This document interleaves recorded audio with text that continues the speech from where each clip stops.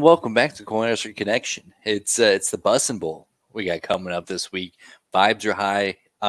First thing I wanted to hit on with that game. So some news, and this is kind of old news at this point, but we didn't really talk about it when it came out. But Fox Big Noon Kickoff's no longer going to be there. Gets bumped to a 2:30 game. Still be on Fox. Still be on one of the core networks. But I'll tell you what, I was pretty excited at the beginning of the season to know that this game was going to be a big noon game. Now that the season's kind of progressed how it has, I'm also pretty okay with not having big noon kickoff in Lincoln. It just feels like we've had so many 11 a.m. games the last 2 or 3 years.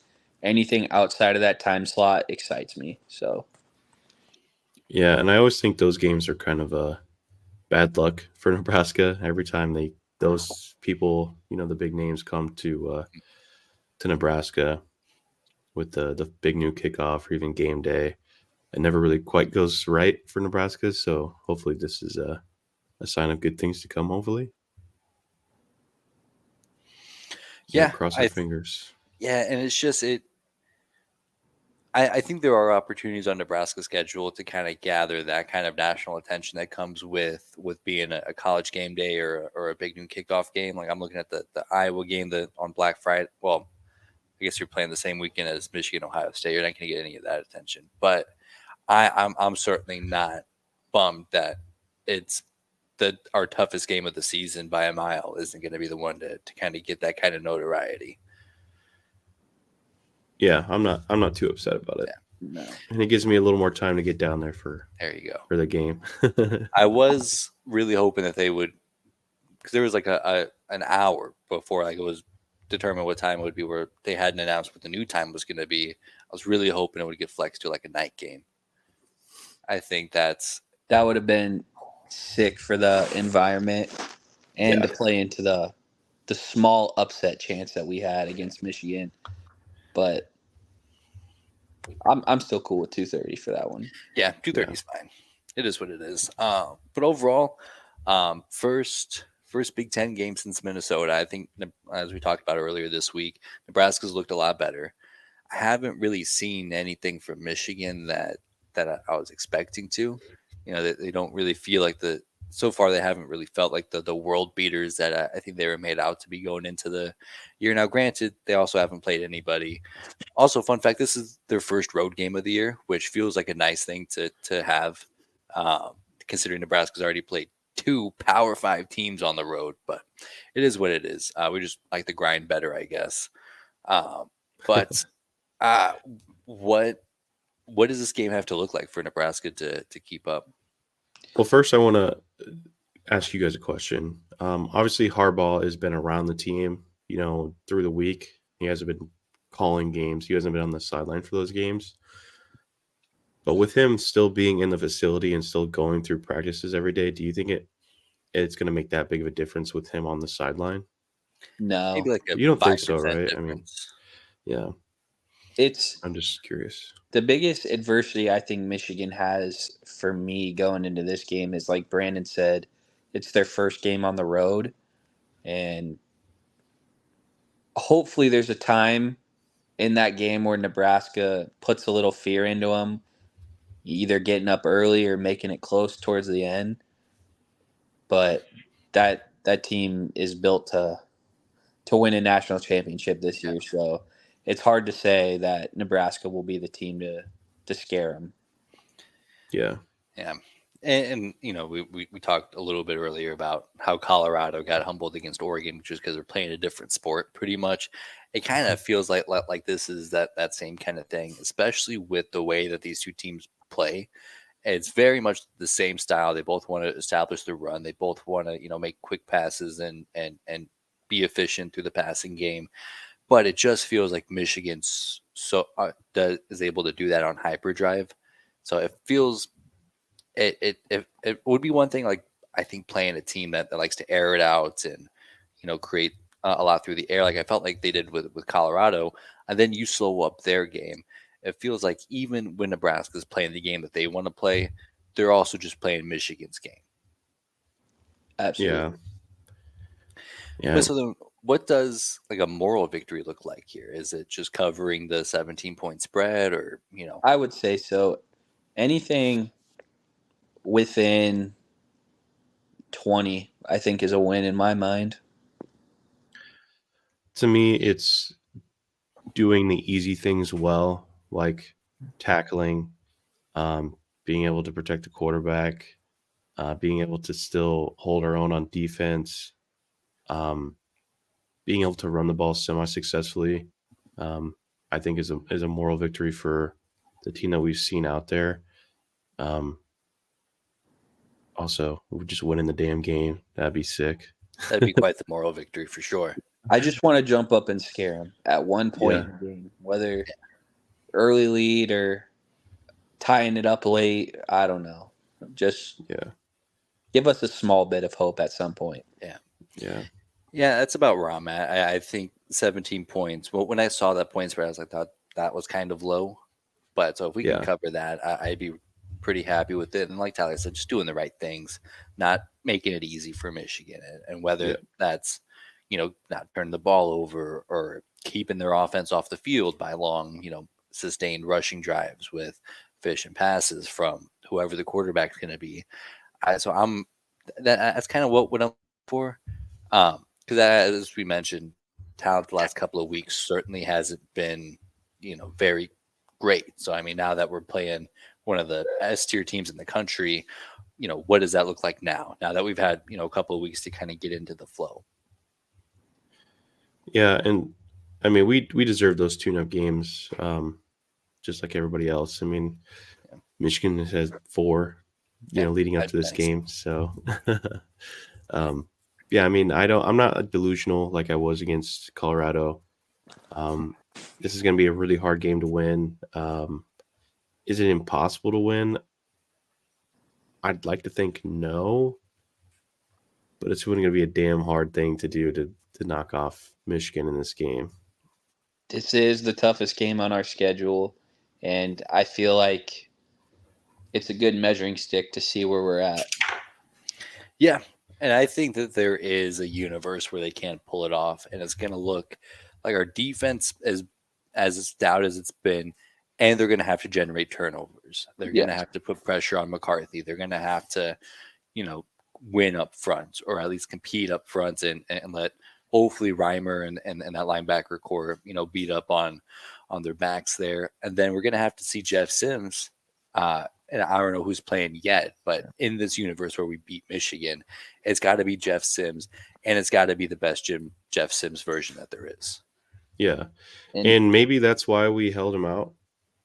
Like maybe he's just doing all the work preparing for Michigan, which that'd be I don't know, saying it sounds kind of weird, but maybe they're selling out for that. But I will say Harbaugh gives us a tiny chance to win against Michigan. Jeff Sims is the best case scenario for us to win this game, I believe. So if we run Harbaugh out there and Harbaugh out there, then I think that it's kind of like us waving the white flag to start the game, in my opinion. I think 2 things for us to have a good chance to win that need to happen are, like Brandon said, we have to win the turnover battle. And the second thing is we need to find explosive plays on offense.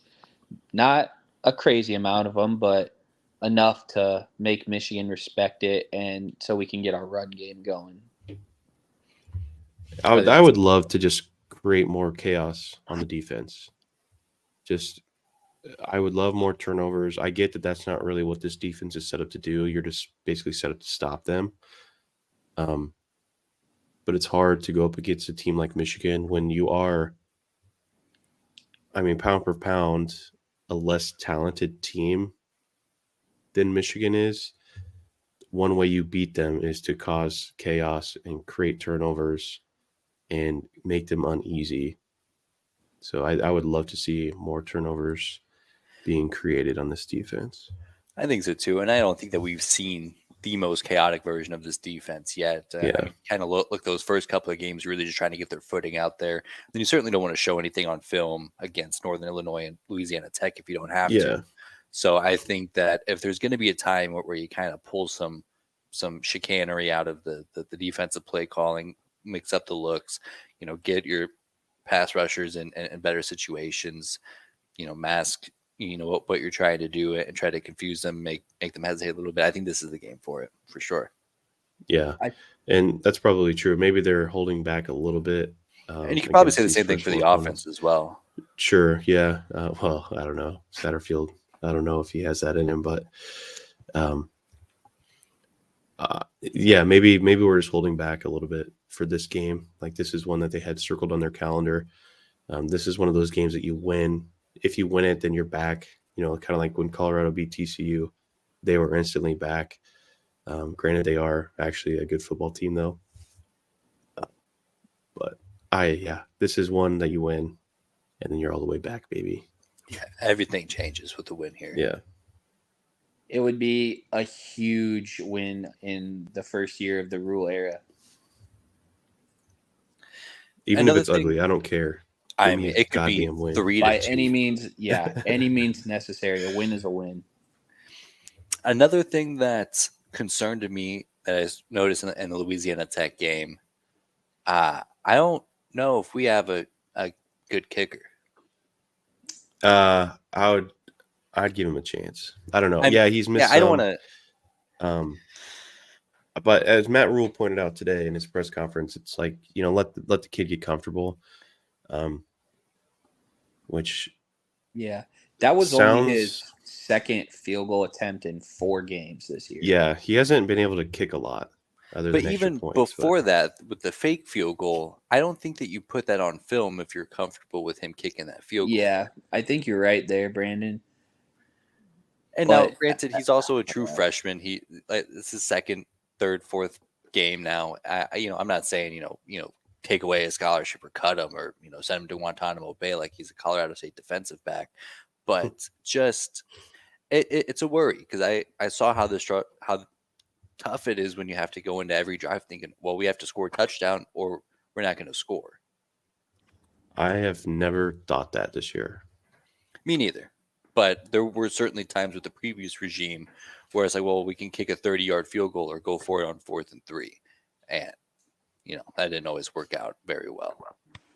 Yeah, and it's like getting game reps. Like, you can kick a billion balls at practice. It's never going to be the same as in the game when the pressure's on.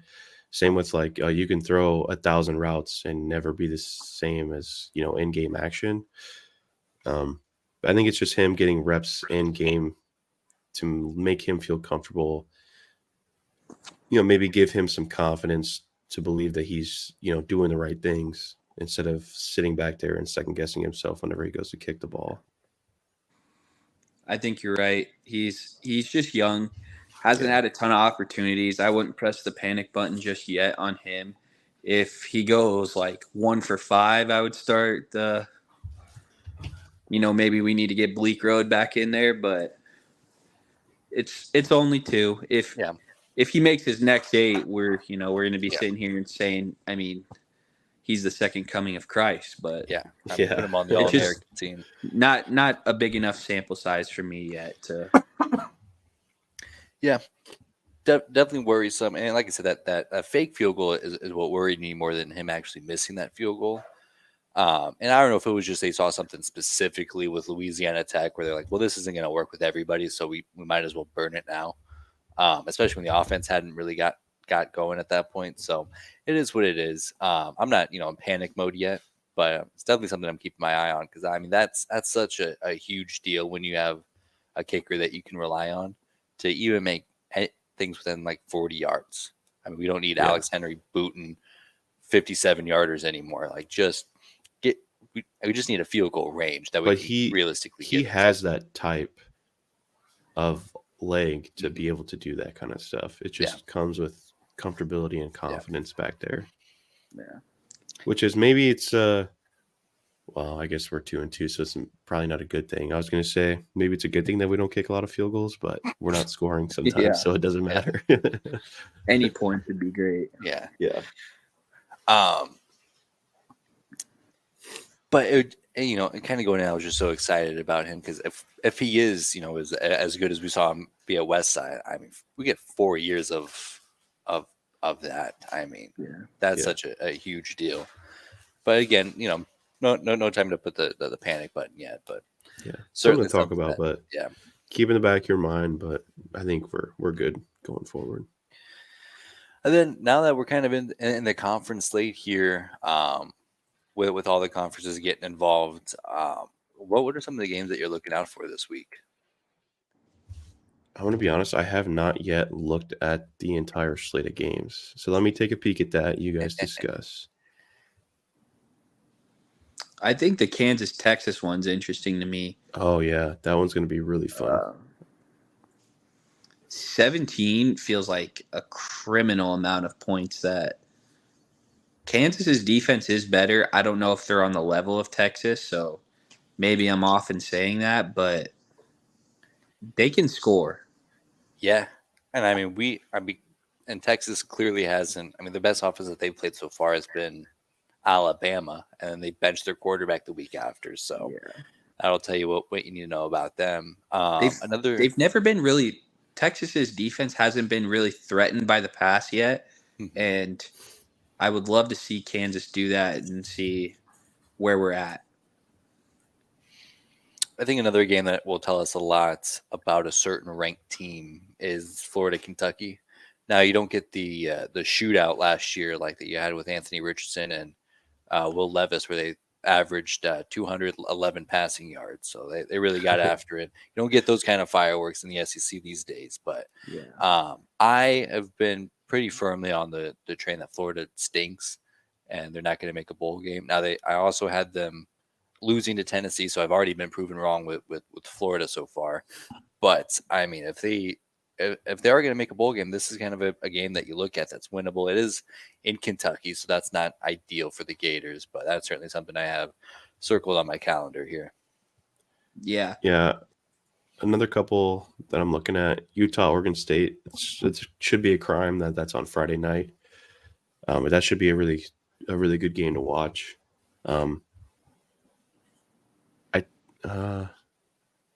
Trying to think, is Rising going to be back for that game? Like, you'd think he is finally back, right? It's up in there. Yeah, I thought he was going to be back last week. I thought he was going to be back the week before. I thought he was going to be back the week before that. So going forward, I'm going to assume that he's not playing until he's in there. So I kind of had this thought, well, maybe he wasn't ready for Florida, and then you kind of let him ease into it, but before he gets to UCLA. But that was a big game for them. That certainly wasn't one that you could give up if he's available. So I'm kind of concerned about that going forward and with this game in particular. UCLA was a good team, but they have a young quarterback on the road, so the advantage was with Utah. So if Rising doesn't play, I think this is probably their first real test of having to go on the road with one of their young quarterbacks against a team that is good. Baylor, they went on the road, but Baylor was on their second, third string quarterback. So I think this game is lining up for Oregon State to probably knock them off, but who knows? Maybe that defense is just that good that they don't need a good quarterback right now. Yeah, another one I was looking at is Notre Dame and Duke. I think Duke's a solid team, but I'd like to see Notre Dame bounce back in a big way if they're really a title contender like they looked like the first couple weeks of the season. Talk about a tough game to lose to Ohio State. Like, not having the full defense out there for, the last 2 plays is crazy. And then go ahead. I think Notre Dame's offense is really to blame there. I get 4th and goal on the 2, but in a 0-0 game in the first half, they really should have taken the points. And it just felt like the play calling on the offense was very conservative. It's like, what were you saving that for? I don't know. It was weird to me. Yeah, I kind of went into that expecting him to pass to open up the run, but it seemed like they tried to open up the run, and it wasn't working for them. But it was real odd. Yeah. And then the other game I saw was the LSU Ole Miss game. That should be a really good SEC battle. Really see what, if anything, Ole Miss has to give, or if they're going to flutter out like they usually do, mid to late in the season. And also get to see if LSU is actually a solid team.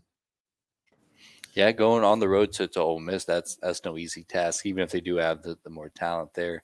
And when you have competent quarterbacks in the SEC, the defenses tend to sting. So I think that'll be a lot of fun for sure.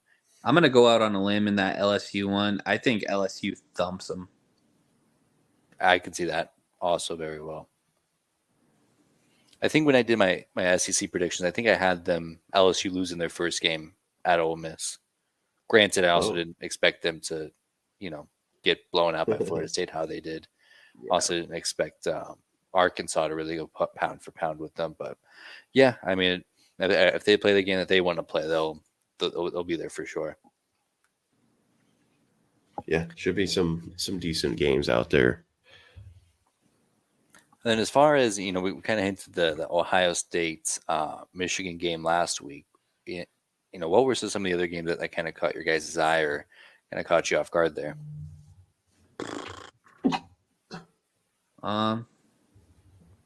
Was there any crazy ones? Well, the Minnesota game ended up being pretty crazy. Yeah, that was. In the grand scheme of things, yeah. Yeah, the Kansas BYU game turned out to be pretty well up until I think it was like the fourth quarter when Kansas really started to pull away. Arkansas LSU was a really good game too. That one came down to the wire a little bit. I think it was weird just how the Bama Ole Miss game played out. Yeah. It was Ole Miss got up early and then Bama really just controlled them the rest of the way, just grinded them out and beat them by 14. That was a weird one. So Washington State, Oregon State was a pretty good game. But we knew that one was going to be a good one heading in. Yeah. So. USC struggled for a while. Yeah, I was going to mention that game too up until, I don't know, halfway through the third, I think, is when USC finally started to pull away. But early, I was like, oh, damn. Yeah. I was like, I should really like to go to bed. I was up till 2 in the morning watching the Colorado State game last week. I'm like, please, let me go to bed. I don't even want to see USC if they lose here. But also, it wasn't a – yeah. But this wasn't a particularly good game, but just watching Washington just dominate on all sides of the ball in that game was very impressive to watch. I was also very impressed with the North Carolina thumping Pitt the way that they did. Obviously, I don't think Pitt's as good as everyone thought they were going into it, but to see North Carolina kind of manhandle a team like that is very, promising as a Drake May propagandist here. Oh, yeah. Their defense is a lot better this year, I think. That certainly helps Drake May and their chances of getting to the ACC title game, but yeah, they don't have to play Florida State like we talked about, Brooke. So the route is there. That would be a good game if they're able to get to the ACC championship game. I mean, you got to think it's Florida State and probably North Carolina. Yeah, absolutely. But that's looking pretty far ahead. I would love to see Drake May against that FSU defense in that title game, but also wouldn't mind seeing Duke in there. No, I mean, either of those two schools I think would be a lot of fun. I think probably a little bit more fun to have the Jordan Travis versus Drake May battle there. I think that'll be a little bit more interesting. That may be a Heisman storyline later in the year. Absolutely. And then last thing I wanted to kind of hit on before we get into our pick 'em, a little bit more or Nebraska related, but another thing that's kind of caught my eye, and I don't know, I kind of probably should have expected this considering what we saw last year, but the Big Ten West stinks. Awful. Oh yeah. I mean, are they as Nebraska fans? Of course, they got some work to do, but is Nebraska involved in that division race now? Not seeing anything from Nebraska, but just seeing how horrible everybody else is. Just because Iowa hasn't stepped up, it's absolutely Wisconsin's to lose right now. But outside of like the teams that are 0 well, Nebraska might be 0-2 after this week, so that makes it a lot more difficult. Yeah, it does. We would, I feel like, have to beat Michigan to jump back into that race in my mind. I mean, as of right now, but I think you kind of, unless Wisconsin falters and loses, and Minnesota would have to lose again. And if we go through and we win out in Big Ten play, I mean, that's a tall order for sure. But right now, before the Michigan game, crazier things have happened. Yeah, well, I mean, we're certainly right in the mix. Yeah, but I mean, you look at Wisconsin's schedule; they play Ohio State. That's probably one that you chalk up a loss just as easy as you chalk up Nebraska losing to Michigan here. And then they play Minnesota on the road to wrap up the season. So it's not like they have a cakewalk and they haven't looked dominant by any means. Have to go to Indiana, to Illinois. Those are going to be gritty games, it looks like. And then you have Nebraska. I mean, obviously Nebraska probably doesn't get the win here this weekend, but you look at their schedule, it opens up. Things get easier for Nebraska. I think things get harder for Wisconsin, which I think is not nothing. Yeah, and right now I think this is one of the easier schedules that we've had in a long time, with just how a lot of the Big Ten teams don't look like they normally look. I mean, knowing Nebraska, unfortunately, we'll probably drop some of the games that we should win, which is loser talk, and I hate thinking that way.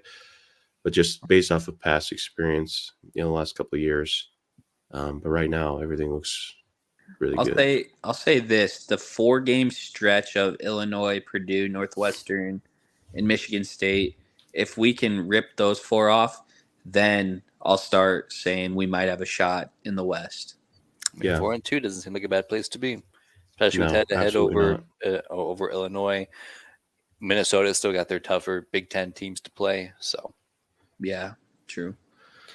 Yeah, well, perfect. Well, let's pick some games here, fellas. Let's go. First of all, I kind of got to flex my muscles here. A solid Brandon, look at you. Granted, it feels silly that the one game that I picked.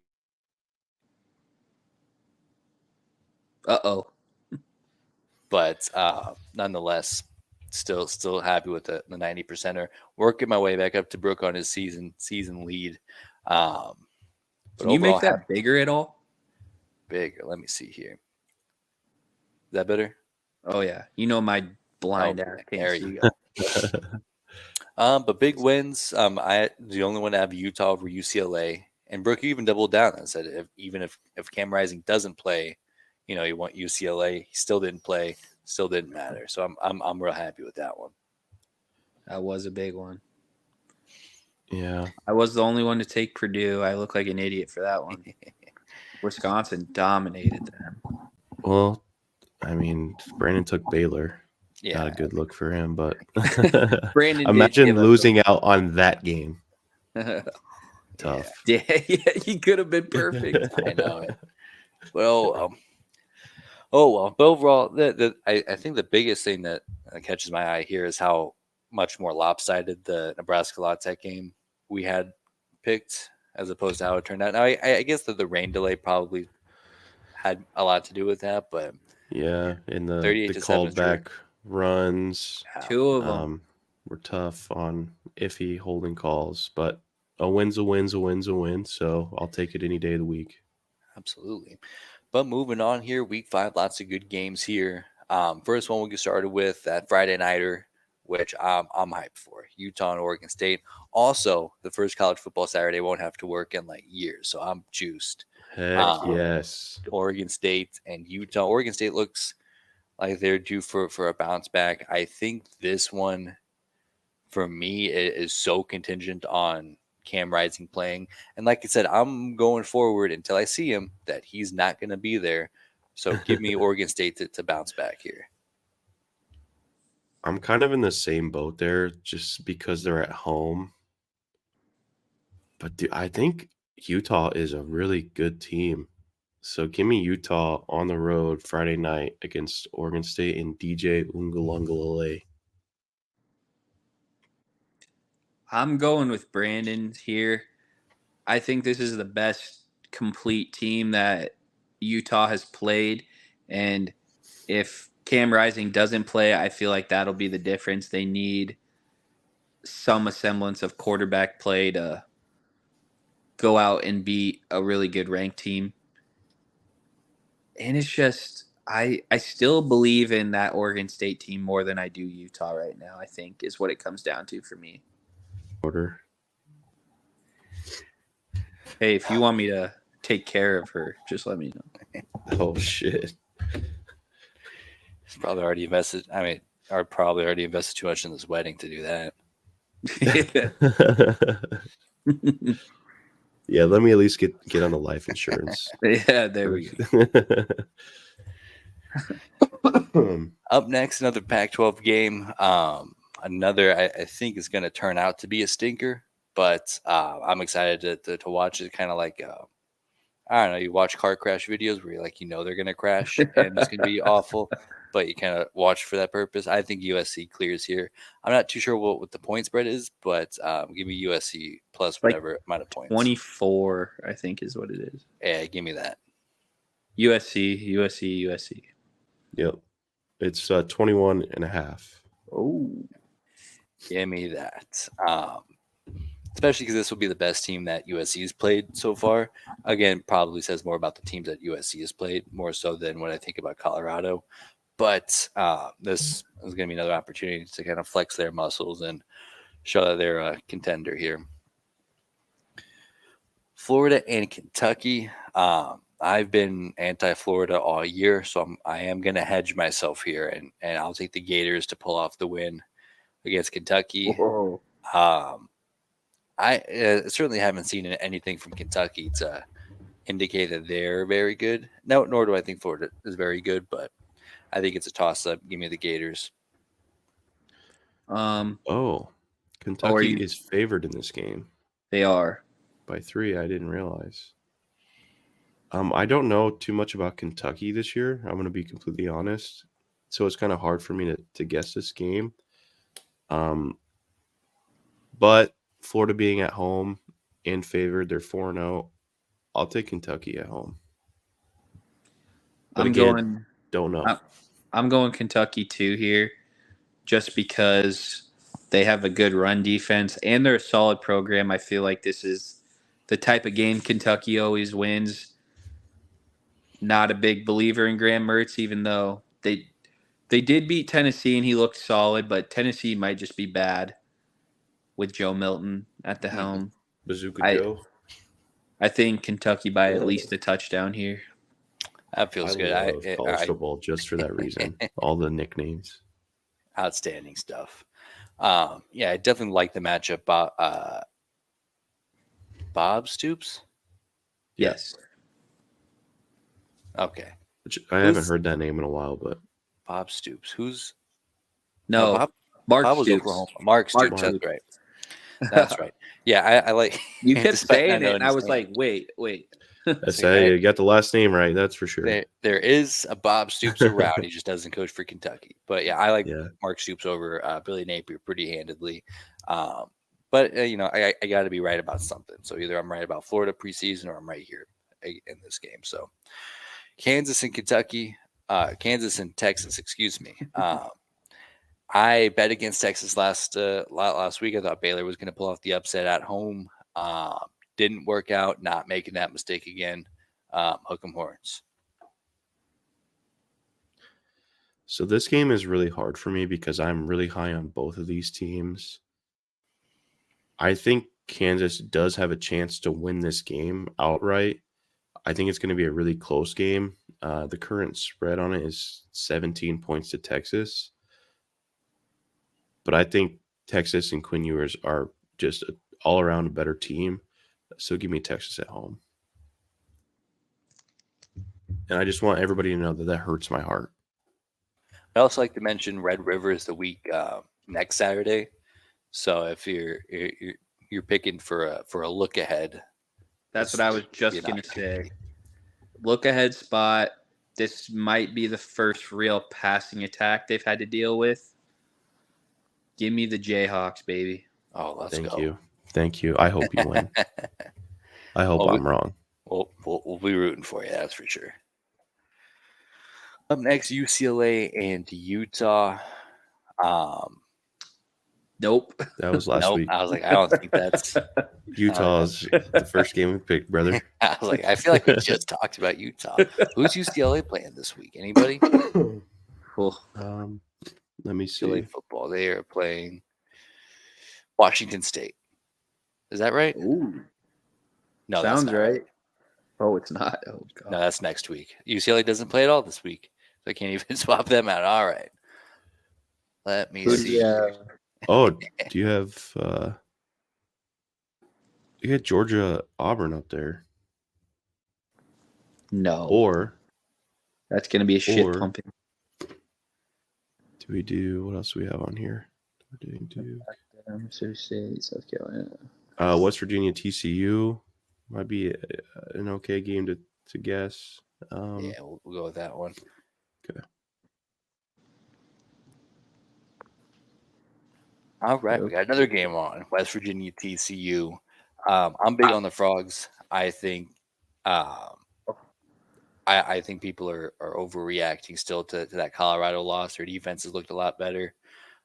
They just look more dialed in. West Virginia has been surprising though, so it wouldn't completely shock me if West Virginia picked up the win here.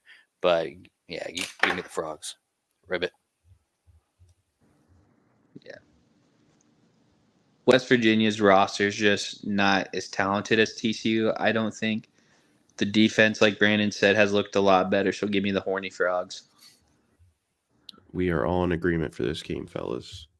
Let's go.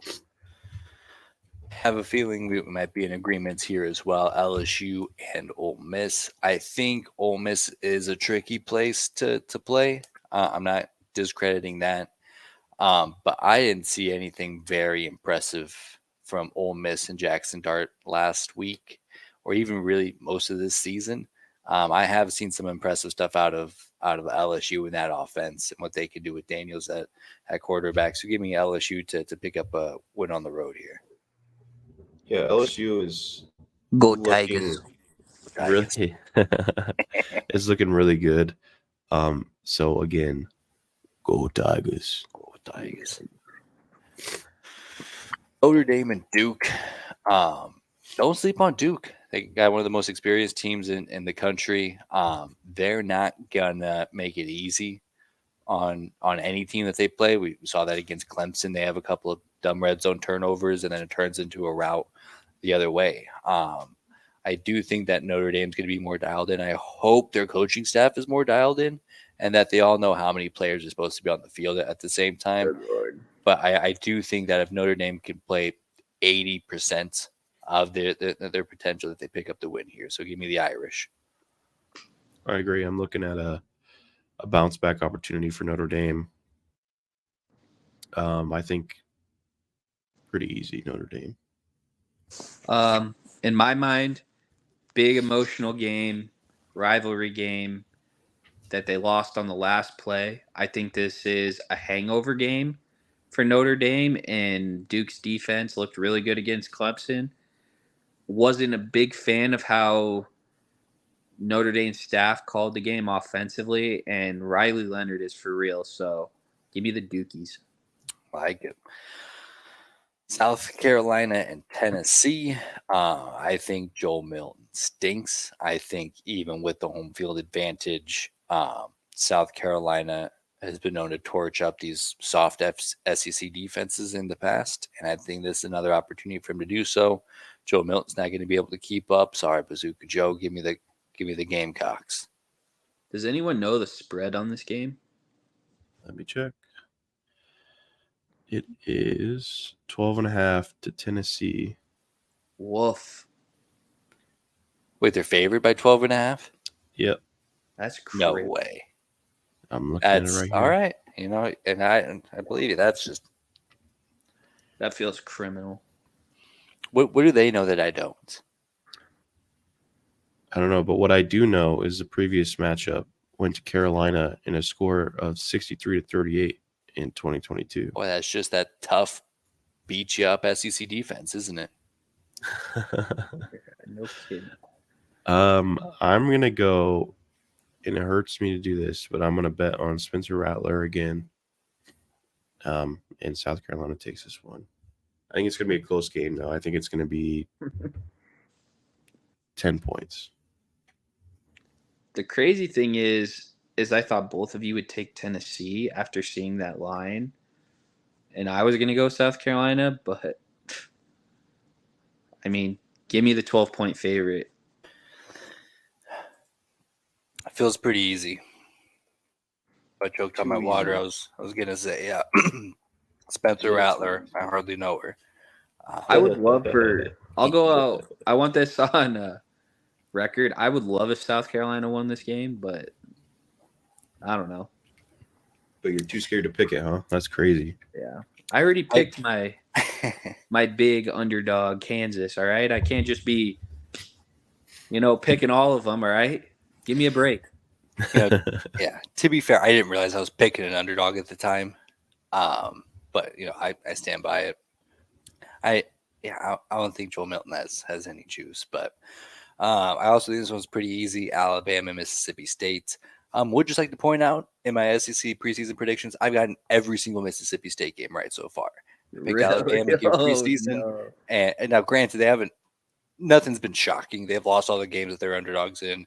They've won the games that they're favored in. But check 4 for 4. I think I'm going to be 5 for 5. Give me the Tide. So what's crazier, Tennessee being favored by 12.5 or Alabama only being favored by 14.5? That feels about right for being on the road. Give me Bama. Yeah, give me Bama. I just feel like that spread would be a little bit bigger. Yeah, it's just probably lower just because they're on the road. And I haven't seen anything from Alabama to where they can score a bunch of points to cover that comfortably. And now the big one, the Bussin' Bowl, Nebraska and Michigan, Fox midday kickoff, whatever they want to call it. Nebraska's at home. This, we talked about it. This would be a program changing win for Nebraska. Real quick, if Nebraska beats Michigan, do they storm the field? Absolutely. Hell yes. Hell yeah. When was the last time Nebraska stormed the field? Michigan State in 2016. Really? Because I was there. Okay. Yeah, because it's hard for me to picture, but yeah, that Michigan State game. Or wait, was that 17? Whenever we were 4-8 or like 3-9, and Brandon Riley caught that when Michigan State was ranked really high. Yeah, knocked him out of the playoff race. I think it did.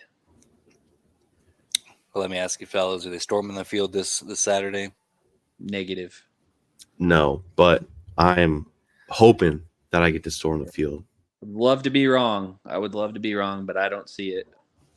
Yeah, I would really like to be the guy who just blindly says Nebraska's going to win this game every single week, and I probably will for the rest of the year. But this one, this one's tough. Now we talked about moral victories here. What does the score have to look like for us to feel good about this one? Well, if we cover the spread, I'm storming the field. So, I think if we keep it within 20, I would be all right. I just want to see us look cohesive as a team, and after that, whatever happens, happens.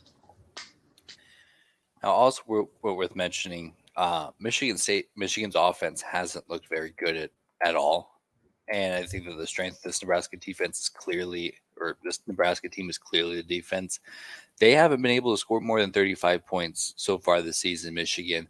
And they've played teams like East Carolina, Nevada, Las Vegas, Bowling Green, Rutgers. So if they can't score more than 35 points against those teams, this feels like a 24-10 game for me. And they have yet to cover a spread this year. Yeah. Is that still correct? Yep. Yeah. So 24-10 would put them right under that 17-point total. I would like to think that that's possible, but there's just something about this game that doesn't feel good. Like Brandon said, they haven't covered a spread yet this year, so what tells me is they're probably due, and they're going to light our asses up. Yeah. So if you had to give a score, what are you thinking? Ooh. I want to be optimistic. I really do. Give me 24-13. Sprinks, what do you think? I was thinking more along the lines of 38-14. Go with his this week. 38-14. You got it. Yeah. I don't feel good about mine. Brandon, what do you think? 24-10 is probably what I would have in mind. Yeah. But yeah, like Brooke said, they probably are due. And, they certainly haven't probably tried to show anything, playing those teams. So they're probably just focused on building a big lead and, sitting the starters going into the second half. So I think this is a game where they can blow it up. 38-14 seems fine. And I'd be okay with that. That doesn't feel horrible. Yeah. It's 24 points. Yeah, it's a wide spread, but it doesn't feel like that wide of a spread. 14 points against Michigan, I think would feel pretty okay. Yes. I think I'd be happy with that. 2 whole touchdowns? 2 whole touchdowns. I'll that take feels it. Pretty good to me. Oh, yeah. So perfect. I feel good about the slate that we have here. Looks like a lot of winners. That's right. All of them. So far, us, we're still pretty well above 500. So I think we got a chance to expand that here. Anything else you fellas would like to add before we wrap up?